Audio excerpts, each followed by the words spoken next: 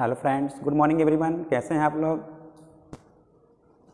पिछली वीडियो में मैंने मैथमेटिकल ऑपरेशन के बारे में मैंने कुछ चर्चा किया था, कुछ विशेष मैंने कुछ पार्ट के बारे में मैंने चर्चा किया था कि बहुत ही इम्पॉर्टेंट एग्जाम के लिए होगा, और उसके बारे में मैंने बहुत डिटेल्स भी मैंने किया था, और मुझे पूरा विश्वास है कि आप लोगों को पूरे बच्चों को समझ में आ गया होगा।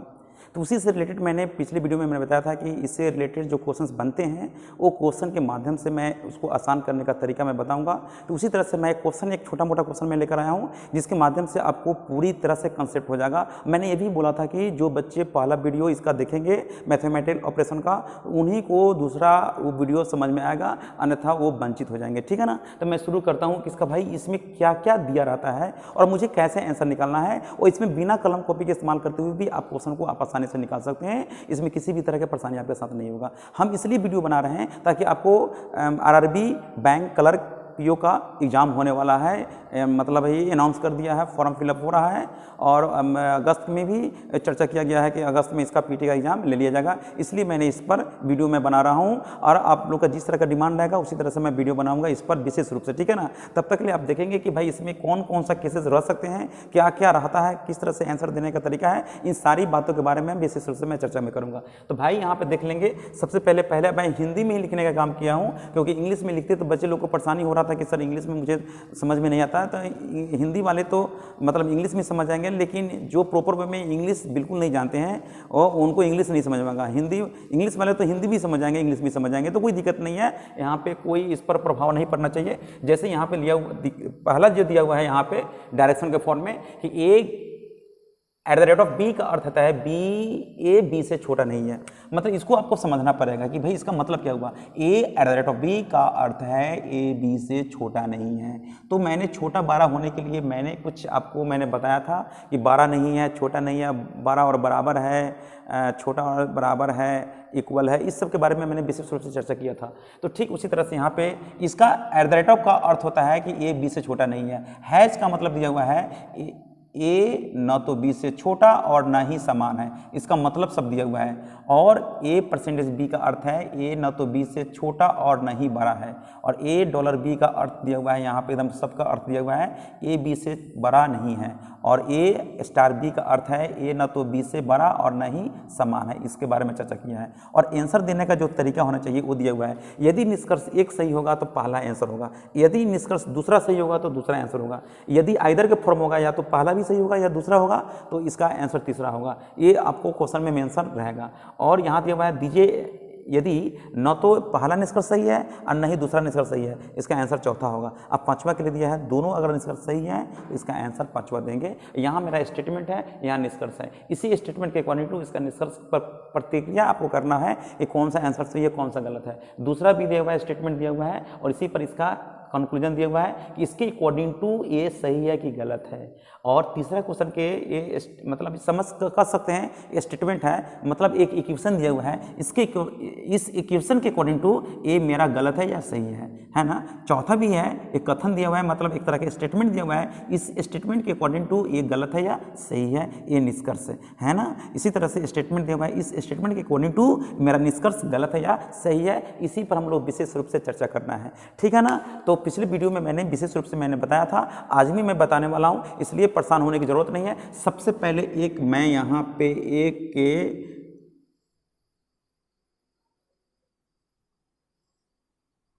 फिगर मैंने बना लिया। ऊपर मैंने लिख दिया ग्रेटर देन, यहां लिखेंगे ग्रेटर इक्वल टू, यहां लिखेंगे लेस देन, यहां लिखेंगे लेस इक्वल टू, यहां लिखेंगे इक्वल टू।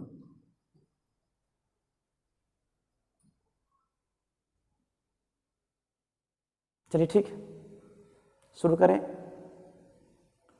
नहीं, मैंने पिक्चर में मैंने गलती कर दिया था। ऊपर लिखेंगे ग्रेटर इक्वल टू, नीचे लिखेंगे ग्रेटर देन, यहां लिखेंगे लेस इक्वल टू, यहां लिखेंगे लेस देन। इसलिए एक बार मैंने कंफ्यूज किया था, पिछली वीडियो में देख लेंगे, आप उसको सुधार लेंगे, पिछली वीडियो में सुधार लेंगे, कुछ ऐसा फर्क नहीं पड़ता है। आप देख लेंगे, ऊपर लिखेंगे ग्रेटर इक्वल टू, नीचे लिखेंगे ग्रेटर देन, ऊपर लिखेंगे ग्रेटर इक्वल टू, नीचे लिखेंगे ग्रेटर देन, लेस देन। यहाँ लिखेंगे सॉरी पहले मैं बोल देता हूँ, यहाँ ग्रेटर इक्वल टू टॉप के लेफ्ट में, लेफ्ट के लेफ्ट में ग्रेटर इक्वल टू, नीचे ग्रेटर देन, यहाँ लेस इक्वल टू, यहाँ लेस देन, यहाँ पे इक्वल टू, उससे कोई फर्क नहीं पड़ता, आप सुधार लेंगे। पिछले वीडियो में मैंने डायग्राम बनाया था, गलती से मुझे यहाँ पे ग्रेटर देन लिखा गया था, नीचे ग्रेटर इक्वल टू लिखा गया था, तो इस चीज़ को सुधार लेंगे, कोई दिक्कत नहीं है, आप समझ गए होंगे। चलते हैं यहाँ पे, देखिए अब कुछ आपको क्लियर पता चल जाएगा। ऊपर लिख सकते हैं, नीचे लिख सकते हैं, उससे कोई फर्क नहीं पड़ता है। हम ऐसे भी बना सकते हैं, ऐसे भी बना सकते हैं, कोई फर्क नहीं पड़ता है, फिर भी मेरा आंसर वही रहेगा, फिर भी वही आंसर मेरा रहेगा, उससे कोई फर्क नहीं पड़ता है। बनाना एक ही फिगर को है, या तो ये बना सकते हैं या बना सकते हैं, दोनों का रिजल्ट क्या होगा, समान होगा। इसलिए माइंड लेने की जरूरत नहीं कि सर क्या क्या बता रहे हैं, ऐसा कुछ नहीं है, ठीक है ना। अब चलते हैं, गलती से अगर बन जाता है यहाँ पे ग्रेटर इक्वल टू, यहाँ ग्रेटर दें, तो उससे कोई फर्क नहीं पड़ता। मैं दोनों से मैं प्रूव करके बता दूंगा, दोनों एक ही आंसर होता है, ठीक है ना। अब चलते हैं पहला क्वेश्चन के लिए। पहला क्वेश्चन दिया हुआ है कि यहाँ पे अगर दोनों से मैं बनाकर दिखा देता हूँ ताकि आप कंफ्यूज नहीं करें, ताकि आप कंफ्यूज ना करें। दोनों से बनता है, दोनों से बनता है, दोनों का रिजल्ट समान ही होगा, दोनों से। देखिए मैं दोनों से मैं प्रूव कर देता हूँ। देखिएगा यहाँ पे लिखा हुआ है कि t eight the rate of v और v हैज़ m और m परसेंटेज f। सबसे पहले हमको एक चीज़ पर ध्यान देना पड़ेगा, ये चेन रिलेवेंट है या नहीं है। भाई चेन रिलेवेंट क्या होता है, चेन रिलेवेंट का मतलब होता है जैसे यहाँ पे भी है, यहाँ भी है, तो यहाँ भी से स्टार्ट कर गया, मतलब एक दूसरे से कनेक्टेड है। यहाँ एम है, यहाँ एम आ गया, तो एक दूसरे से कनेक्टेड है, इसको कहते हैं चेन एलिमेंट। एक दूसरे से कनेक्टेड का मतलब चेन एलिमेंट है। और जहाँ पे चेन एलिमेंट नहीं होता है तो थोड़ा वहाँ पे परेशानी, थोड़ा देर के लिए परेशानी आपको हो सकता है। तो इस चीज़ के लिए मैं क्वेश्चन के माध्यम से आपको मैं बता दूंगा इसका आंसर कैसे निकालेंगे। तो भाई सबसे पहले कहेंगे, यहाँ पे ध्यान देंगे कि मेरा चेन रिलेवेंट है या नहीं है। तो यहाँ पे पता चला कि यहाँ पे चेन रिलेवेंट है। तो जब चेन रिलेवेंट है तो हम लोग क्या करेंगे, सबसे पहले हम लोग कंक्लूजन पे जाएंगे। तो कंक्लूजन मेरा 2 को दिया हुआ है, दोनों कंक्लूजन में विचार करना है कि मेरा कौन सा गलती कौन सी है। यहाँ पे टी है, यहाँ एम है, तो यहाँ टी है, यहाँ पे एम है। हम इस दोनों के साथ में कंपेरिजन करने के लिए कहा जा रहा है, इन दोनों के साथ करेंगे। टीम लेफ्ट है तो यहाँ लेफ्ट हो गया, यहाँ राइट है तो यहाँ राइट हो गया। तो लेफ्ट लेफ्ट है, राइट राइट है। तो सबसे पहले लेफ्ट लेफ्ट राइट राइट है, तो टी और एम के बीच में कौन कौन सा आपका सिंबल आ गया। हाँ, सबसे पहले एक चीज़ पर ध्यान देंगे, हमको ये चीज़ यहाँ पे विचार करना पड़ेगा कि ग्रेटर इक्वल टू के लिए क्या होगा। ये साइन अभी हम पुट नहीं किए हैं, है ना, पहले पुट कर लेते हैं, छूट गया था। तो भाई सबसे पहले हम यहाँ पे देख लेंगे कि A at the rate of B का अर्थ है ए बी से छोटा नहीं है। ए हैश बी का अर्थ है ना तो ए बी से छोटा है और ना ही समान है। जब छोटा नहीं है, ए बी से छोटा नहीं है और समान नहीं है, तो ये क्या है, बड़ा हो जाएगा। मतलब यहाँ पे हैच का साइन दे देंगे, यहाँ पे हैच आ जाएगा। क्लियर, पता चल गया। ए ना तो बी से छोटा है और नहीं बड़ा है। जब बड़ा नहीं है और छोटा नहीं है, ना छोटा है ना बड़ा है, मतलब इक्वल है, मतलब यहाँ पे परसेंटेज दे देंगे। यहाँ पे कहता है ए डॉलर बी का अर्थ है ए बी से बड़ा नहीं है, और यहाँ पे कहता है स्टार का मतलब है कि ए न तो बी से बड़ा है न ही समान है। जब बड़ा नहीं है, समान नहीं है, तो छोटा है, छोटा का मतलब ये देंगे, तो यहाँ पे लिखेंगे स्टार। स्टार हो गया, पता चल गया। और यहाँ पे देख लेंगे पहला ए बी से का अर्थ, ए बी का अर्थ है ए बी से छोटा नहीं है, तो छोटा नहीं है तो क्या होगा, बड़ा होगा। तो बड़ा का मतलब हो जाएगा यहाँ पे एट द रेट ऑफ हो जाएगा। और जो बच गया सिंबल, परसेंटेज बच गया, नहीं परसेंटेज नहीं है, क्या बच गया है, डॉलर बच गया है। तो यहाँ पे मैं डॉलर लिख दूंगा, और डॉलर का पता चल ही जाएगा। डॉलर का मतलब देखेंगे ए बी से बड़ा नहीं है, तो बड़ा नहीं है तो छोटा और बराबर होगा। क्लियर हो गया। अब मुझे पता चल करना है यहाँ पे अकॉर्डिंग टू ये मैंने सिंबल पुट कर दिया। तो यहाँ एट द रेट ऑफ है, हैच है, एट द रेट ऑफ है, हैच है। तो at the rate of hatch के लिए किसका साइन होगा, मैंने बताया था ना, इसके लिए किसका साइन होगा, ग्रेटर देन के लिए होगा। तो ग्रेटर देन का मतलब क्या हुआ, एट द रेट ऑफ। तो यहाँ पे एट द रेट ऑफ है, यहाँ पे देखिए तो हैच दिया हुआ है। तो हैच कभी हो सकता है, हैच कभी नहीं हो सकता है। जब हैच कभी नहीं हो सकता है तो इसका आंसर का मतलब हो गया कि ये मेरा गलत आंसर है। क्लियर हो गया। जब भी इस तरह के सिंबल हो, जैसे मैं यहाँ पे ले देता हूँ, हैच यहाँ पे आ गया, और यहाँ पे क्या आ जाएगा, एट द रेट ऑफ आ गया, और यहाँ पे मुझे क्या हो जाएगा, स्टार हो जाएगा, यहाँ पे डॉलर हो जाएगा, और यहाँ परसेंटेज होगा। इसमें किसका साइन होगा बोलिए तो, इसमें जब भी साइन होगा तो कौन सा साइन होगा, ग्रेटर देन का होगा। तो ग्रेटर देन क्या होता है, एट द रेट ऑफ। तो यहाँ पे भी एट द रेट ऑफ, यहाँ पे भी एट द रेट ऑफ, दोनों बात एक ही हुआ। इसलिए एक ही चीज़ का मैं इस्तेमाल मैं करूँगा, इसका मैं इस्तेमाल कर सकता हूँ, यहाँ पे कोई दिक्कत नहीं है, इसलिए परेशान होने की जरूरत नहीं है। तो यहाँ पे मैं क्या करूँगा, जब भी होगा तो क्या होगा, ग्रेटर देन होगा। तो ग्रेटर देन के लिए क्या होगा, एट द रेट ऑफ। क्या एट द रेट ऑफ है, नहीं है, तो ये आंसर मेरा नहीं होगा, गलती हो जाएगा। अब चलते हैं दूसरा केस में।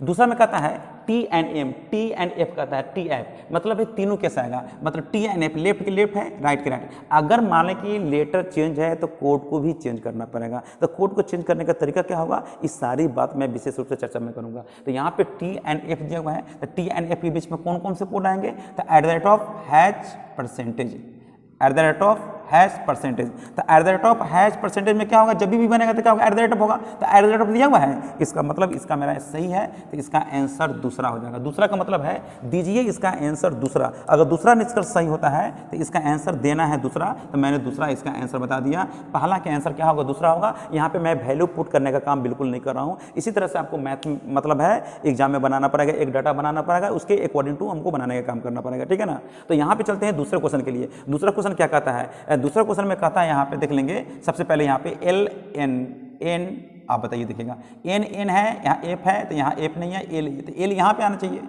एल से कनेक्टेड है, तो पहले आर एल होगा, है ना। तो कोई दिक्कत नहीं है, मुझे मालूम है कि ये पार्ट को हम यहाँ पे लिख सकते हैं, इस पार्ट को हम यहाँ पे उठा के लिख सकते हैं, कोई दिक्कत नहीं है। तो R L L N N N relevant हो गया, तो पहले इसको लिखेंगे तब ये आएगा तब ये आएगा। मुझे पता होना चाहिए कि रिलेवेंट कैसे करना है। अगर रिलेवेंट नहीं होने वाला है तो उसको रिलेवेंट को मैं करा दूंगा, उसका भी तरीका मैं बताऊंगा। तो यहाँ पे देख लेंगे एफ आर दिया हुआ है, तो एफ एंड आर, तो एफ और आर के बीच में कहता है, मतलब है शुरू से यहाँ से लेकर के यहाँ के तक लेकर रहा है। यहाँ एफ यहाँ आर है, तो एफ ये पार्ट तो यहाँ पे ना आ जाएगा, तो L R L L N N F. अब चलिए कोई दिक्कत नहीं है, मेरे दिमाग में आना चाहिए पहला पार्ट ये आ गया, दूसरा पार्ट ये सब आएगा। तो यहाँ पे देखेंगे राइट वाला है, राइट वाला को लेफ्ट लिखा है और लेफ्ट वाला को राइट लिखा है, मतलब ये पार्ट आर एल। अगर थोड़ा देर के लिए मैं यहाँ पे चर्चा में कर दूँ, इस पार्ट को उठा करके मैंने यहाँ पे कर दिया, यहाँ पे मैंने थोड़ा देर के लिए आर परसेंटेज एल कर दिया। अब पता चल गया होगा आर एल आ गया। तो आप सिक्वेंस आ गया कि नहीं, लेफ्ट है तो राइट में लिखा है, यहाँ पे राइट है तो लेफ्ट लिखा है, देखिए तो यहाँ पे है कि नहीं है, राइट को लेफ्ट, लेफ्ट को राइट लिखा है, यानी लेटर को चेंज किया है। जब लेटर चेंज करेगा तो कोड ऑटोमेटिक क्या होगा, चेंज हो जाएगा। जब कोड चेंज हो जाएगा तो भाई इसका बनाने का क्या तरीका है, ऐसा देखेंगे। एफ आर दिया हुआ है, तो एफ और आर में देखेंगे कौन कौन सा सिंबल आ गया, परसेंटेज डॉलर स्टार, परसेंटेज देखेंगे, परसेंटेज डॉलर स्टार। तो परसेंटेज डॉलर स्टार में क्या आएगा, जब भी होगा तो स्टार होगा, लेटर चेंज करेगा। देखिए जब भी इसका आंसर होगा डॉलर परसेंटेज और स्टार में, जब भी होगा तो जब सिंबल होगा तो इसका सिंबल क्या होगा, स्टार होगा। लेकिन स्टार कब होगा, जब लेटर चेंज नहीं करेगा। जब लेटर चेंज करेगा तो इसकी अपोजिट क्या हो जाएगा, एट द रेट ऑफ होगा। तो यहाँ पे एट द रेट ऑफ दिया हुआ है, देखिए तो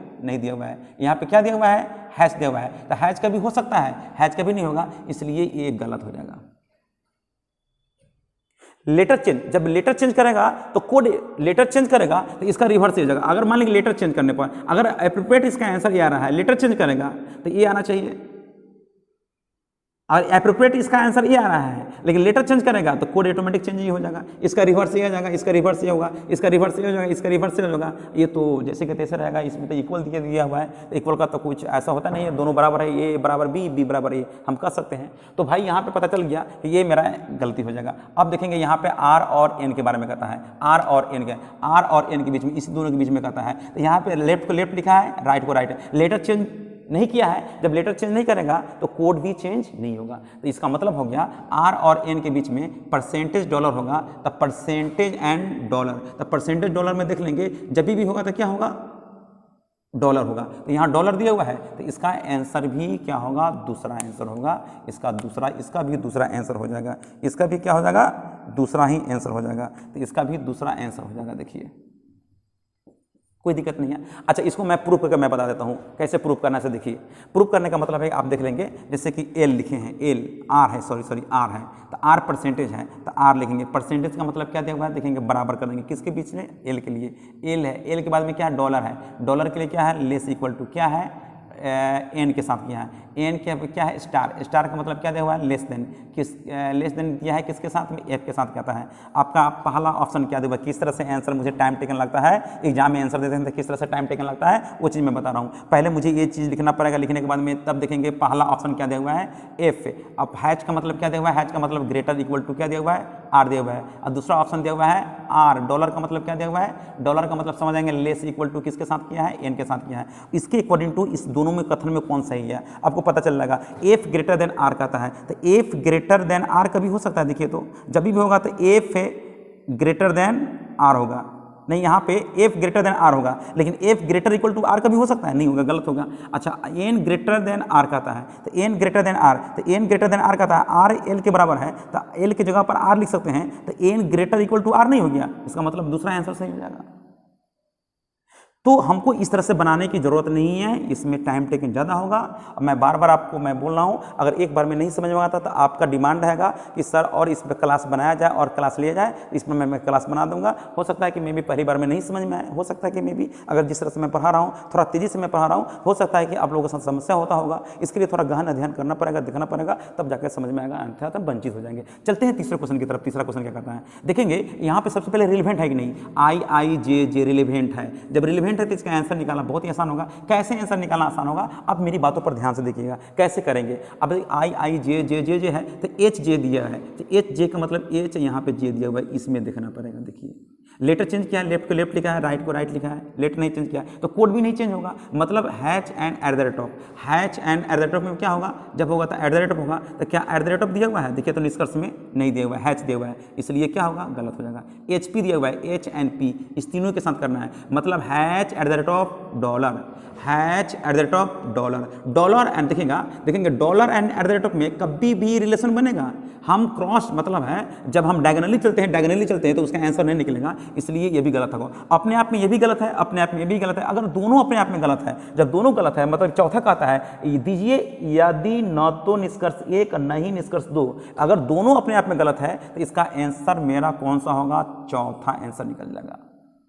पहला का आंसर हो गया, दूसरा का आंसर होगा, तीसरा का आंसर होगा, पता चल गया। अगर इसको आप क्या करते, आप ऐसे लिखते एच, आपको बनाने का तरीका क्या है, एच है, हैच का मतलब देख लेंगे, हैच का मतलब क्या दिया, ग्रेटर इक्वल टू किसके साथ है, जे के साथ है, आई के साथ है, आई, तो आप आई लिखेंगे, आई के साथ क्या है, एट द रेट ऑफ है, एट द रेट ऑफ का मतलब क्या हुआ, ग्रेटर देन हुआ, किसके साथ है, जे के साथ है, जे के बाद में क्या है, डॉलर है, डॉलर का मतलब क्या हुआ, लेस इक्वल टू किसके साथ है, तो पी के साथ है। इसका निष्कर्ष पहला क्या दिया हुआ है, तो पहला निष्कर्ष दिया हुआ है क्या, पहला निष्कर्ष यहाँ पे एच है, एच हैच, हैच का मतलब क्या दिया हुआ है, हैच का मतलब है ग्रेटर इक्वल टू किसके साथ दिया हुआ है, आई के साथ है, सॉरी जे के साथ है, जे के साथ है, जे, तो यहाँ पे मुझे जे लिखना होगा। दूसरा इसका ऑप्शन क्या है, दूसरा ऑप्शन दिया हुआ है एच, एच हैच, हैच का मतलब क्या दिया हुआ है, तो हैच का मतलब है ग्रेटर इक्वल टू किसके साथ है, तो ये पी के साथ है। तो अब मुझे देखना पड़ेगा एच जे, तो एच एंड जे के बीच में करेंगे तो एच जे में इसका जब भी होता है एच ग्रेटर देन जे होता है, इक्वल टू किया है इसलिए गलत हो गया।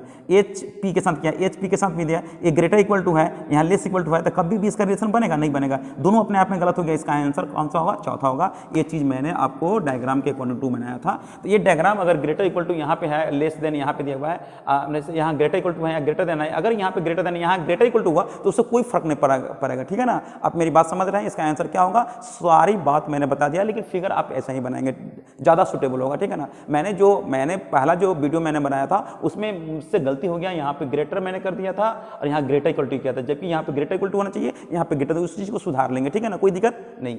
चलते हैं हम लोग यहाँ पे चौथा क्वेश्चन की तरफ चलते हैं। चौथा क्वेश्चन क्या कहता है ना, चौथा क्वेश्चन में देखेंगे डी डी के रिलेवेंट है, यहाँ डी, यहाँ पे डी, यहाँ के रिलेवेंट कर रहा है। जब रिलेवेंट है तो उसका आंसर निकालने का तरीका क्या है, अब देखेंगे एल के है, एल यहाँ पे, के यहाँ पे है, मतलब है कि लेफ्ट के लेफ्ट है, राइट के राइट है, इसमें कोई लेटर चेंज नहीं किया है। जब लेटर चेंज नहीं करेगा तो कोड भी चेंज नहीं होगा। तो भाई इसके अंतर्गत में कौन कौन साइन होते हैं, कौन कौन सिंबल है, मतलब स्टार एंड हैच है। तो स्टार हैच का मतलब star and hatch, star hatch में कोई रिलेशन बनेगा, डायगोनली है, डायगोनली कभी नहीं बनता है, इसलिए इसका आंसर ये पहला गलत हो गया। दूसरा देखेंगे D and J, D and J इसमें देखेंगे, लेफ्ट को लेफ्ट है, राइट को राइट है, यहाँ पे देख लेंगे, इस दोनों में देखेंगे, लेफ्ट के लेफ्ट है, राइट के राइट, लेटर चेंज नहीं तो कोड नहीं चेंज नहीं। तो हैच एंड डॉलर, तो हैच एंड डॉलर में बनेगा, हैच एंड डॉलर में नहीं बनेगा, इसलिए ये भी गलत है। इसका आंसर भी क्या होगा, चौथा आंसर हो जाएगा, ठीक है ना। जैसे आपको मैं प्रूफ करके मैं बताता हूँ, आप कैसे बनाते हैं, आप ऐसे करते हैं, एल स्टार, स्टार का मतलब क्या है, स्टार का मतलब है, स्टार का मतलब लेस देन, एल के साथ में, एल के बाद में क्या है, डी है, डी आ गया, डी के बाद में हैच है,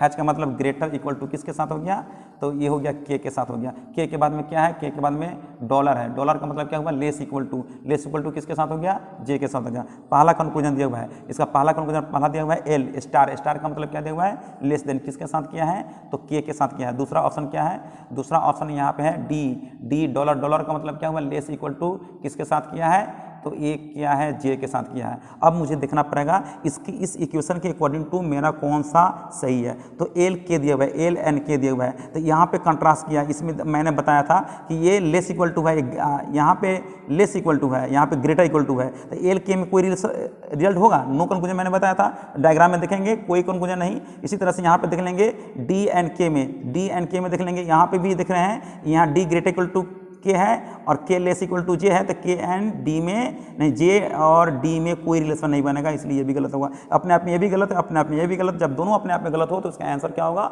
चौथा हो जाएगा। तो ये सारी बात मैंने बताया था आपको, ठीक है ना। अब पांचवा क्वेश्चन देख लेंगे, पांचवा इसका आंसर कैसे निकालेंगे। पांचवा है, यहाँ पे देख लेंगे सबसे पहले, यहाँ डब्लू ई रिलेवेंट कर रहा है। अगर रिलेवेंट नहीं होता है तो हम लोग रिलेवेंट कराने का काम करेंगे, ठीक है ना। इस सारी बात बताएंगे। उस तरह का क्वेश्चन अभी नहीं आएगा तो मैं वहाँ पे मैं बताऊँगा।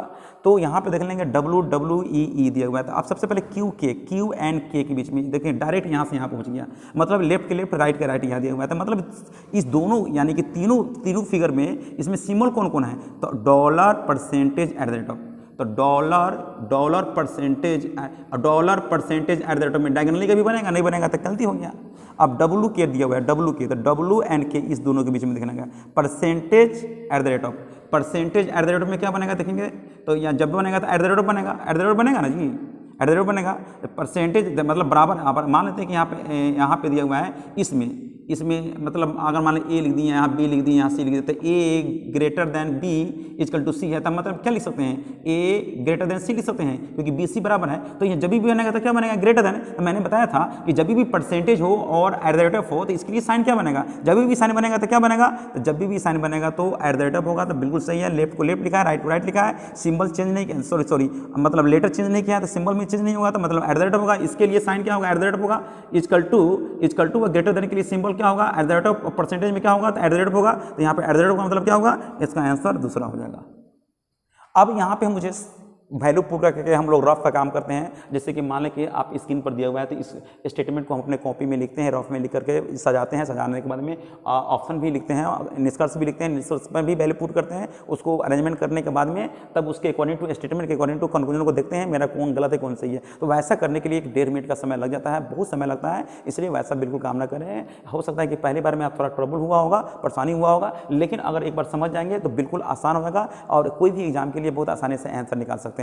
हाँ, एक चीज़ मैं बार बार बता रहा हूँ कि जब भी इसका सिंबल देंगे ना, तो आपको मैं बताऊँ, पिछले वीडियो में मेरे द्वारा गलती हो गया था, यहाँ जब भी होगा तो ग्रेटर इक्वल टू, यहाँ ग्रेटर देन, यहाँ लेस इक्वल टू, यहाँ लेस देन, सिर्फ चेंज करना है। मेरे द्वारा ये लिखा गया था, ये लिखाया था, आपको चेंज कर देना है, ये चीज़ लिख देना है, कोई दिक्कत नहीं ना है। यहाँ इक्वल टू कर देना है, कोई दिक्कत नहीं है।